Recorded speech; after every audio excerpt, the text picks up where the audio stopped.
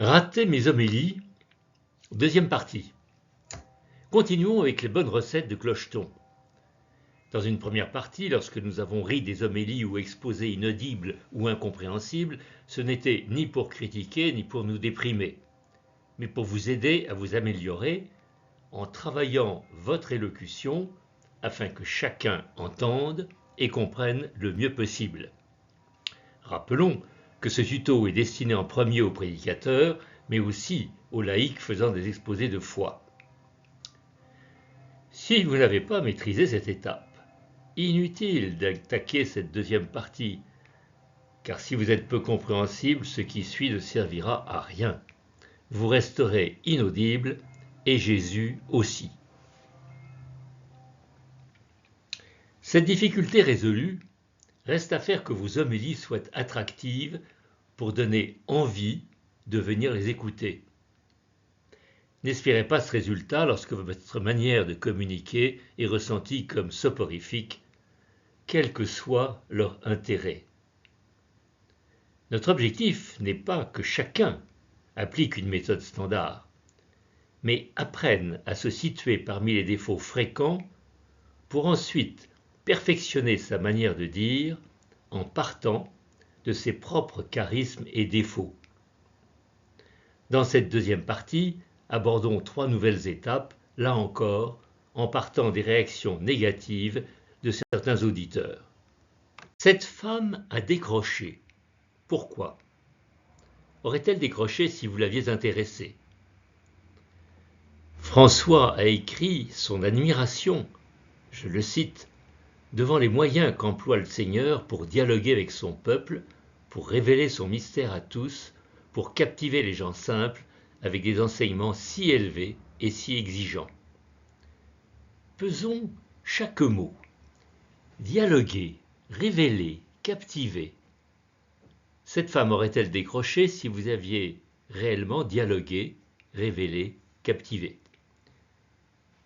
Pourquoi ne l'avez-vous pas captivée? Explorons 5 raisons possibles. La première, vous lui avez parlé comme à une brebis passive au lieu de faire appel à son intelligence. La seconde, vous l'avez estourdie avec une multitude d'idées sans rapport entre elles. La troisième, vous avez récité des poncifs sans en approfondir aucun. La quatrième, votre discours a erré tel un bateau ivre au gré de vos impulsions, sans thème ni objectif précis. La cinquième, vous avez choisi un thème trop éloigné de ses attentes et besoins. Mais, me direz-vous, au moins elle ne contestera pas mes propos. Ils sont tellement plus respectueux lorsqu'ils ne comprennent rien. Première recette pour qu'ils décrochent, ne pas faire appel à leurs réflexions personnelles en leur parlant comme à des moutons passifs. Vous êtes-vous demandé pourquoi Jésus posait tant de questions à ses auditeurs? Dans l'évangile de Matthieu, Jésus en a posé pas moins de 45. Et Socrate, pourquoi lui aussi posait-il tant de questions? Jésus Dieu et Socrate homme, même technique? Curieux, non? 3 raisons. Premièrement, pour créer la soif d'écouter. L'esprit humain a besoin d'être éveillé, intrigué, assoiffé. Deuxièmement, ensuite pour pénétrer au fond des cœurs. Il est prouvé que les auditeurs adhéreront davantage à ce qu'ils ont formulé eux-mêmes après un chemin personnel qu'à ce qu'ils ont écouté passivement, quelle que soit la brillance de l'orateur. Troisièmement, enfin pour entraîner plus sûrement un changement de vie, Jésus et Socrate commençaient par éveiller, puis ils faisaient découvrir par leurs auditeurs, parce qu'ils ne visaient pas l'obtention d'une croyance intellectuelle, mais au-delà, l'adhésion en profondeur qui se traduira par un agir. Pour l'un et l'autre, la tâche n'était pas facile, ils ramaient à contre-courant de leurs époques. L'un et l'autre avaient donc choisi entre le peu d'efficacité du dire et la force bouleversante de la découverte personnelle. Et vous? Est-ce que vous n'agissez pas bien souvent en prof, selon l'expression de Paul VI dans Evangelii Nunciandi? Et ne considérez-vous pas vos auditeurs comme des moutons passifs? N'hésitez pas à mettre en pause pour méditer cette question. Deuxième recette pour qu'il décroche à coup sûr. Un déluge d'idées décousues. Chaque nouvelle idée chasse la précédente. Oui, mais le temps est précieux. La durée des homélies dominicales ne peut excéder 8 voire 10 minutes, alors mettons-en le plus possible. François cite son vieux maître. Une idée, un sentiment, une image. Le cerveau occidental s'endort devant un déluge d'idées multiples. Les gens qui réfléchissent aiment les plans structurés, les idées approfondies, les raisonnements logiques, la progression, depuis l'exposé d'une question jusqu'à une conclusion. François dit encore dans Evangelii Gaudium, la prédication peut devenir incompréhensible à cause de son désordre, par manque de logique ou parce qu'elle traite en même temps différents thèmes. Par conséquent, une autre tâche nécessaire est de faire en sorte que la prédication ait une unité thématique, un ordre clair et des liens entre les phrases pour que les personnes puissent suivre facilement et recueillir la logique du propos. Certes, cela demande plus d'efforts que de dire tout ce qui nous passe par la tête sans tenir compte des capacités cérébrales d'écoute. Pourtant, ce que vous n'avez pas pu développer un dimanche, ne pourrez-vous pas leur en parler un autre dimanche? Troisième recette, des poncifs non approfondis. C'est quoi des poncifs? Des formules 1000 fois rabâchées, des banalités, des lieux communs, des arguments d'autorité, sans aucun apport concret et sans vous adapter au niveau de vos auditeurs. Les attentes ne sont pas les mêmes de la part de personnes qui réfléchissent peu et dont le vocabulaire est limité à quelques centaines de mots, et de la part de ceux qui sont éduqués, réfléchissent et exercent des responsabilités. Ce constat ne s'accompagne d'aucun jugement de valeur, tous sont enfants de Dieu. Mais leurs exigences vis-à-vis des homélies ne sont pas les mêmes, et il ne faut jamais oublier que ceux qui pensent, ce sont eux qui font l'opinion publique, une opinion dont dépend l'image populaire de l'Église et de la foi. C'est quoi un approfondissement? Sûrement pas des arguments d'autorité, mais des explications appuyées sur des faits reconnus et des raisonnements précis. C'est quoi approfondir? C'est d'abord plonger dans le quotidien, puis c'est montrer que toutes les recommandations évangéliques sont des surplus d'humanité. C'est expliquer en quoi le Christ nous a donné un exemple d'amour qui dépasse toutes les normes usuelles. C'est aussi développer les conséquences d'un monde sans amour. Toute idée peut devenir un poncif lorsqu'elle n'est pas creusée, labourée, approfondie. Même le « aimez-vous les uns les autres ». Pourtant, il est vrai, les poncifs ont bien des avantages. Il suffit de se laisser aller, sans grosse préparation.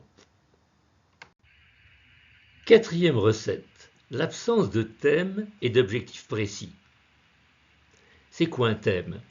Le thème, c'est le sujet traité, par exemple la femme adultère. Il est recommandé depuis Vatican II de choisir ce thème dans les textes de la messe. Pour un même dimanche, on peut souvent trouver plusieurs thèmes. L'objectif, qu'est-ce que c'est? L'objectif, c'est le changement principal que vous souhaitez provoquer chez vos auditeurs. Non pas un changement exclusif, mais le changement principal. Il est pratique de distinguer trois sortes d'objectifs. Première sorte, l'acquisition d'un surplus de connaissances, un savoir, par exemple sur un passage du catéchisme, sur les règles concernant l'adultère en Israël au temps du Christ, sur la différence entre les enseignements du Bouddha et du Christ, ou sur l'histoire de l'Église. Deuxième sorte d'objectif, l'acquisition d'une compétence, un savoir-faire. Par exemple, savoir comment se confesser, ou savoir donner à un pauvre sans l'humilier en se comportant non pas verticalement, mais horizontalement en frère. Troisième sorte d'objectif, une modification des comportements, un vouloir-faire. Par exemple, arrêter de juger les autres, ou Essayez de comprendre leur motivation, ou associez la condamnation de la faute et le pardon du pécheur. Lorsque, dans un atelier de communication orale du SOH, on demande à 3 prédicateurs de trouver plusieurs objectifs exploitables pour un thème, ils en trouvent généralement une douzaine. Vous vous demandez si ce truc compliqué est bien utile. Ok, mais si vous marchez sans objectif, vous risquez fort d'arriver nulle part et de ne pas savoir où.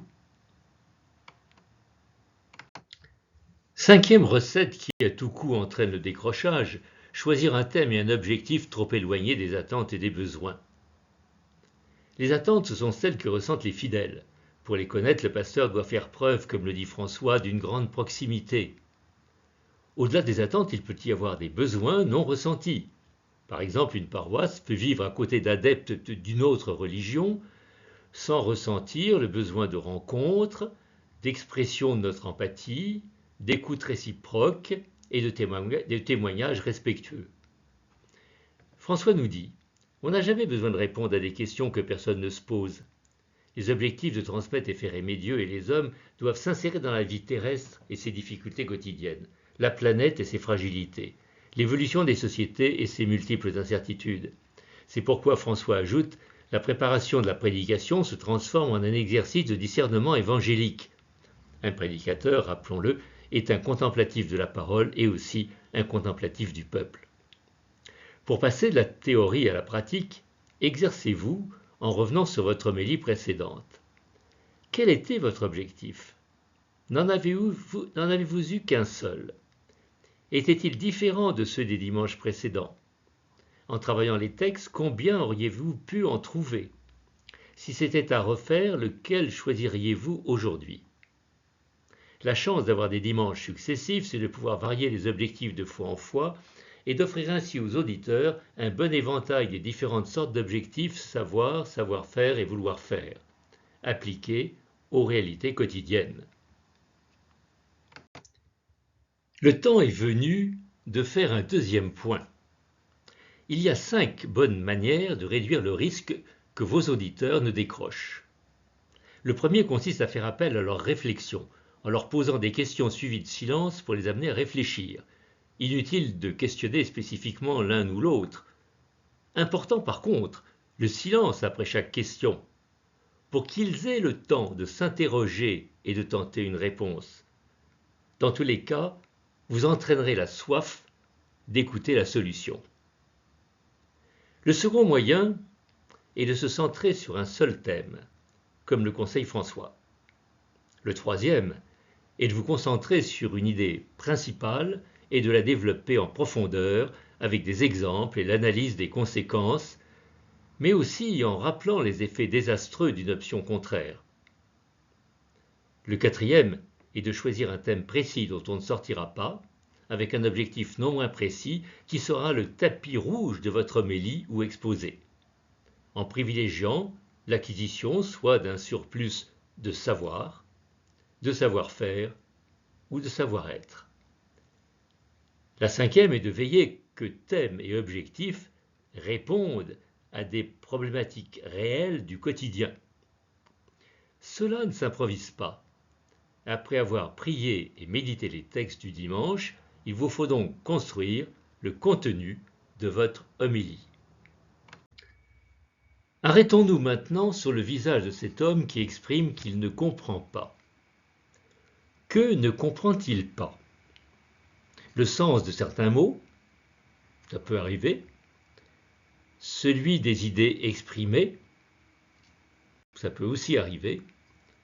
Ou l'objectif de votre exposé, c'est-à-dire, pour prendre une comparaison maritime, le port où vous voulez le faire accoster.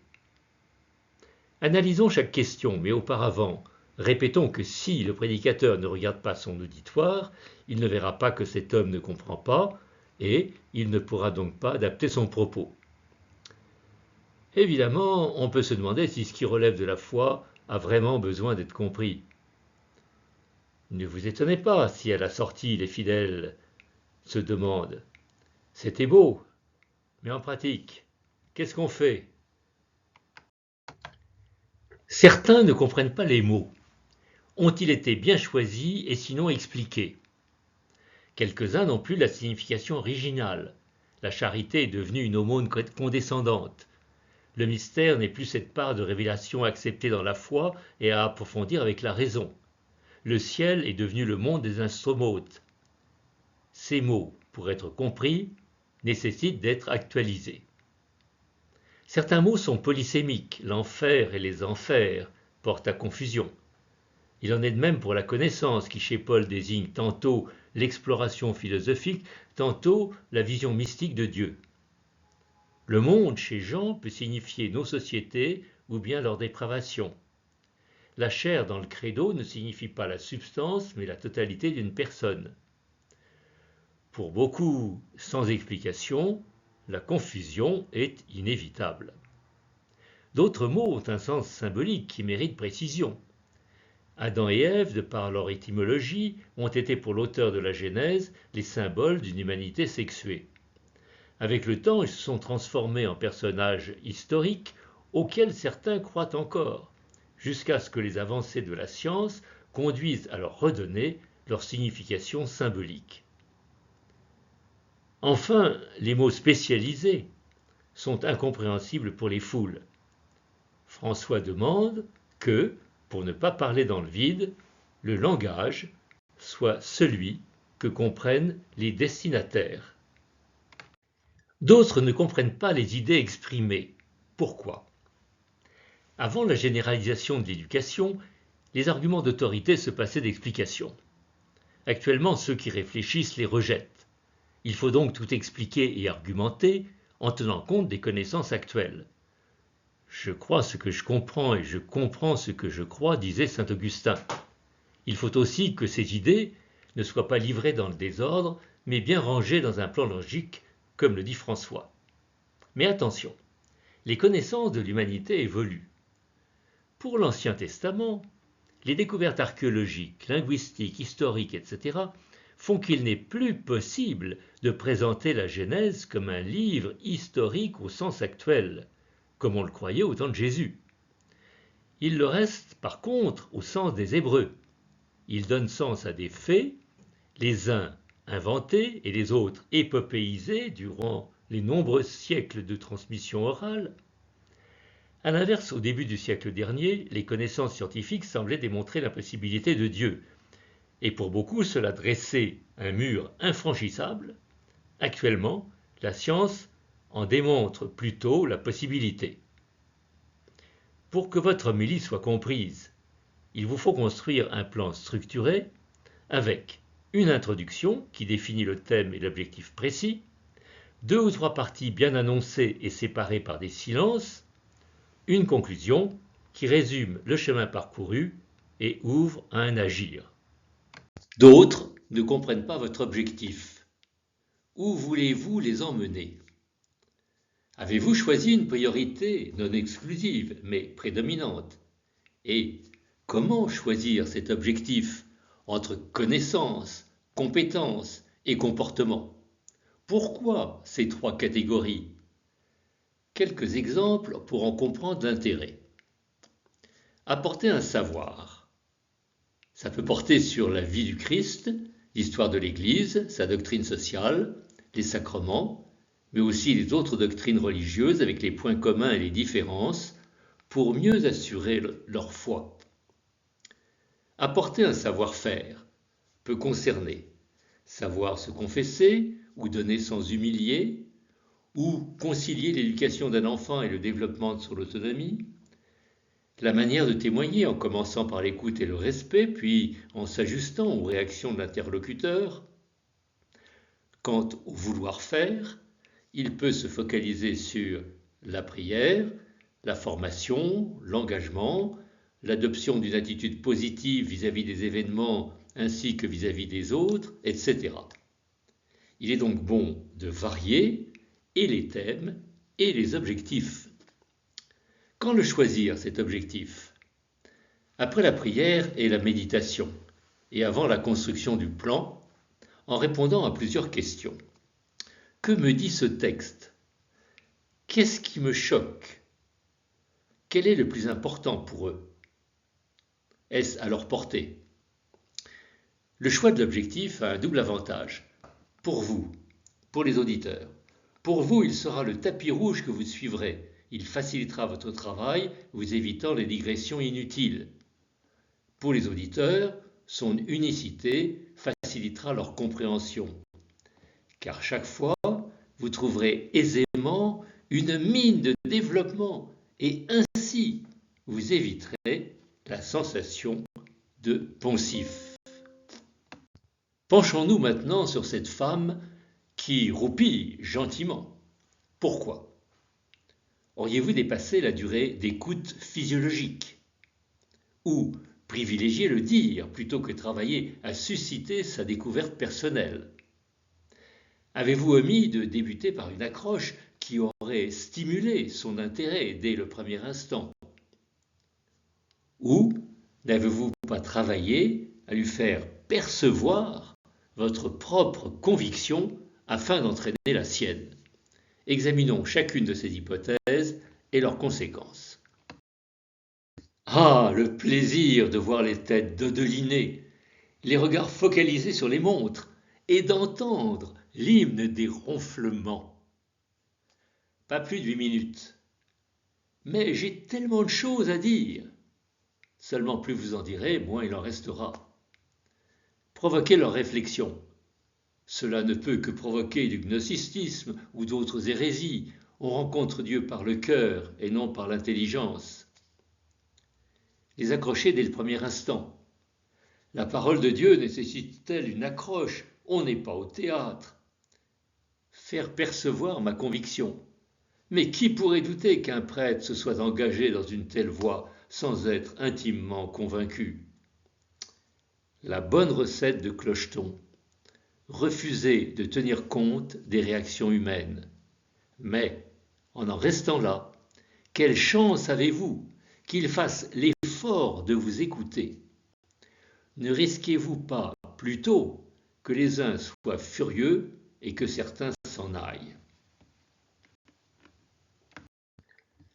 Pourquoi se limiter à 8 minutes? Parce que c'est la capacité maximale moyenne d'écoute sans décrochage en l'absence de support audiovisuel. C'est bien connu, 8 minutes font bouger le cerveau, plus de 10 minutes font bouger les fesses. Pourquoi? Nous l'avons étudié dans la première partie. Le cerveau se fatigue parce qu'il doit faire 5 efforts successifs. Mettez en pause et essayez de retrouver les différentes marches qu'il doit gravir entre vos paroles et son positionnement. Si vous ne vous questionnez pas, vous ne progresserez pas. Alors, quelles sont ces étapes? Répétons-les parce que c'est essentiel. D'abord entendre. Rappelez-vous l'anecdote du piéton inattentif qui n'entend pas le véhicule qui va l'écraser. Puis écoutez. Vous connaissez l'histoire du mari qui lit son journal pendant que sa femme lui parle. Lorsqu'il lui demande de répéter ce qu'elle vient de dire, il en est incapable. Il a entendu les sons, mais n'a pas fait l'effort d'écouter les idées. Ensuite, le cerveau doit faire l'effort de comprendre. Comprendre quoi? Successivement les mots, leur signification et enfin les idées. Simultanément, il doit faire l'effort de les stocker dans sa mémoire, car sinon il ne pourra pas exploiter ce qu'il a entendu. Enfin, il doit se positionner et pour cela, analyser, comparer avec d'autres options et choisir entre 3 positions. J'adhère, je rejette ou bien cela ne m'intéresse pas. Voilà ce qui explique que le cerveau fatigue vite, surtout si vous parlez trop vite. Or, il est possible de transmettre beaucoup en 8 minutes. Comment Jésus provoquait-il cette réflexion personnelle? Par 2 moyens, ses paroles et ses actes. Par ses paroles de 5 façons. En utilisant des images fortes comme la vigne, une image qui parlait aux Juifs de son temps, elle rejoignait ce qu'ils voyaient, à vous d'en trouver d'actuels. Ensuite, en commençant par des questions, par exemple, de quoi parliez-vous? Pour vous, qui suis-je? Elle génère la soif d'entendre et elle génère la réflexion. Bien sûr, par ses paroles. Le fait que leur sens ne soit pas évident au premier abord, y compris pour ces apôtres, obligeait à un approfondissement personnel. Parfois par des hyperboles qui inquiétaient par leur excès, comme l'œil qu'il faut arracher ou le chameau qui doit passer par le trou d'une aiguille. Enfin par des provocations, comme la destruction du temple et sa reconstruction en 3 jours, ou les critiques contre les scribes et les pharisiens, des gens comme nous, enclins à appliquer leurs coutumes plutôt que la loi de Dieu. Par ces paroles, mais aussi par des faits. Des faits, soit qui posaient des questions, comme la guérison du paralytique à qui il remet ses péchés, rien que cela, au nom de quoi, ou la multiplication des pains, soit qui bousculaient les idées et pratiques habituelles, comme le renversement des tables des changeurs du temple, ou les guérisons le jour du sabbat. Cette éducation, dite interactive, parce qu'elle nécessite une action de la part des auditeurs, a depuis longtemps démontré sa supériorité sur l'enseignement passif. Pourquoi travailler à une accroche initiale? Pour créer la soif d'écouter dès le premier instant. Chacun sait qu'on ne fait pas voir un âne qui n'a pas soif. Vous pouvez choisir entre 7 types d'accroches. Une question forte, comme pour toi qui suis-je, suivie d'une demi-minute de silence pour que chacun ait le temps de ruminer. Ce délai indispensable paraît toujours long. On peut répéter la question soit différemment, soit en changeant de ton. Par contre, inutile d'interroger des adultes, ça n'est utile qu'avec des enfants. Une anecdote. Elle peut être tirée des rencontres quotidiennes ou de l'actualité. Elle doit être bien choisie et ouvrir au thème que vous allez développer. Une plaisanterie. Très efficace avec les jeunes. Elle doit être courte et bien choisie.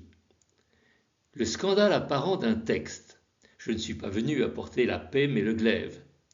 N'ayez pas peur de les aborder à la lumière des textes complémentaires. Une provocation.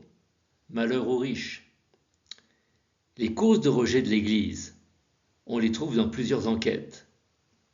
Les contradictions apparentes de la doctrine. Par exemple, l'adhésion de Jésus à la loi mosaïque et le remplacement de la circoncision par le baptême. Ces contradictions sont d'excellentes occasions d'expliquer les fondements de la doctrine chrétienne. Cette accroche doit être courte. Il faut veiller à ce qu'elle ne blesse ou n'irrite personne. Lors de la préparation de l'homélie, on ne la trouve souvent qu'à la fin. Reste le plus important, faire percevoir votre conviction. Pourquoi et comment? Pourquoi? Il ne suffit pas que vous soyez convaincu. Les auditeurs ne partageront votre conviction que s'ils la perçoivent. Comment? En utilisant un véritable orchestre, les 5 instruments de l'expression orale, votre voix, vos regards, votre attitude générale, votre gestuelle et les expressions de votre visage. Ces 5 instruments, il vous faut les maîtriser. À l'évidence, la façon de parler ne sera pas la même dans une paroisse et dans un monastère. Dans ce dernier, pas besoin de convaincre. Commençons par votre voix. Imaginez un instant que vous soyez chargé d'annoncer à une famille que son enfant, très malade, est définitivement guéri, et à une autre que le leur est définitivement condamné. Le feriez-vous avec la même voix? Dans la voix, il n'y a pas moins de 6 composantes, oui, pas moins de 6, et il faut toutes les travailler. L'articulation d'abord. Si on ne vous comprend pas, à quoi servirait de parler? Mieux vous distribuer une feuille avec les idées principales. Reportez-vous à ce qui a été dit dans la première partie, évitez les fondus enchaînés et au contraire syllabisés. Votre ton, il doit être normal. Trop aigu, il fatiguerait, trop sourd, il serait peu compréhensible. Votre timbre, aussi naturel que possible, donc ni emphatique ni timide. Votre débit, il doit être à la fois suffisamment lent pour laisser le temps que les cerveaux effectuent leur travail et aux échos de ne pas s'entrechoquer, mais aussi varié en l'adaptant aux propos, lent sur les points essentiels et plus rapide sur les développements. La force, elle doit être suffisante et variée pour maintenir l'attention en évitant la monotonie. Elle nécessite d'amasser un stock d'air suffisant en vous tenant bien droit et en utilisant la respiration abdominale. Exercez-vous à inspirer profondément en gonflant à la fois votre poitrine et votre ventre. Pas évident. Elle double votre réserve ventilatoire et aide notamment à porter les fins de phrases trop souvent inaudibles. Enfin, les intonations, très importantes, car ce sont elles qui expriment la profondeur de votre conviction. Elles doivent donc être bien adaptées aux propos. L'expression orale comporte 4 autres instruments. Deuxième instrument, vos regards. Comment saurais-je que tu me parles si tu ne me regardes pas ? Ce n'est pas le ciel qu'il faut regarder, ni l'horizon, ni votre texte, mais vos auditeurs, pour 2 raisons. Pour eux, pour leur témoigner que vous les aimez et que vous voulez leur bien. Pour vous, afin que vous sachiez s'ils suivent et s'ils adhèrent, afin de recommencer différemment si vous constatez le contraire. Le regard s'éduque. Chaque partie de votre auditoire doit se sentir concernée. Cela ne peut se faire que si votre regard n'est pas monopolisé par la lecture de votre texte. Aucun devoir bien fait n'a jamais persuadé, c'est prouvé. Alors libérez-vous, remplacez votre texte complet par un carton parachute sur lequel vous aurez inscrit les différentes parties et les idées principales. Hier, professeur, vous deviendrez un vrai témoin du Christ. Troisième instrument, votre attitude générale. Elle ne doit pas être celle d'un moine, mais celle du pasteur responsable, convaincu, joyeux, aimant ses fidèles dans leur diversité. Quatrième instrument, votre gestuelle. Elle doit être ample, non stéréotypée, pour en souligner les points forts et illustrer les images. Cinquième instrument, votre visage. Il faut l'adapter aux propos, la joie, la mort. Ne pas avoir constamment une tête d'enterrement, écrit le pape François. Pour certains, tout ceci est naturel. Cela court alors le risque de la facilité. Pour d'autres, très intériorisés, parler en public est ressenti comme une épreuve. Il court le risque d'être monotone et peu convaincant. Nous ne sommes pas responsables des dons que Dieu nous a donnés ou non. Par contre, dans tous les cas, nous le sommes des efforts que nous faisons pour être plus convaincants. Et de fait, nous avons tous quelque chose à améliorer.